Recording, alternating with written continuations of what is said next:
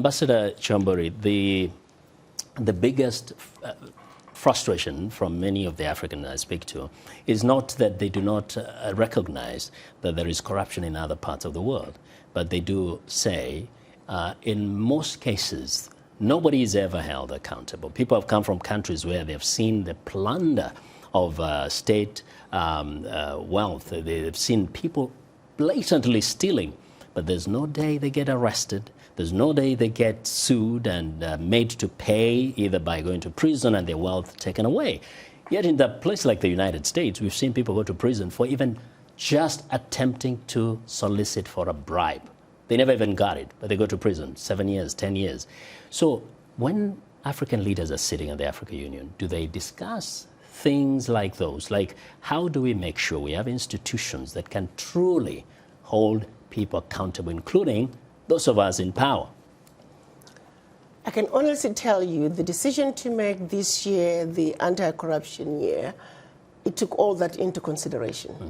The African leaders being very realistic and having conversations with each other to say this is a serious problem and internally we need to address it.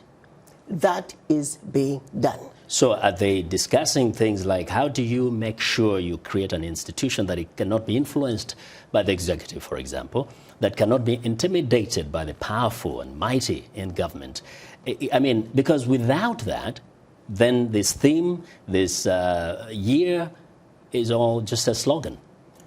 Again, once the head of states gets into an agreement from the African Union level, we're now counting and hoping that we will have a policy mechanism to police the heads of states. Every 6 months, twice a year, the heads of states are coming back and reporting on the progress that they have made in fighting corruption within their countries. But let me take you back a little bit. While we are busy talking about this corruption in terms of what the actual leaders are doing at different levels, let's also look at the environment in which they are operating from. Let's take, for example, the Francophone countries.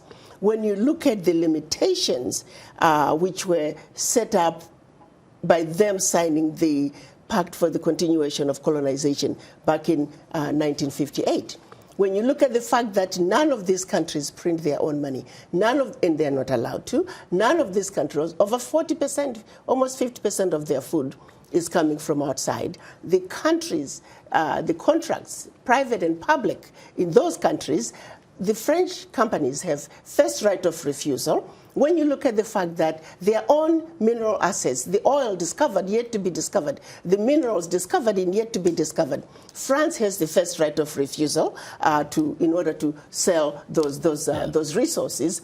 When you look at all that, their own military is trained by France. France has a presence in those countries. They're completely controlled by France. Yeah, but what I'm saying is, when you look at the overall impact on those countries, what is being done, what is being stolen out of those countries by France? We're talking 500 billion in 1 year. I want a louder voice talking about that. We're talking about 50 billion in 1 year going out in terms of corruption.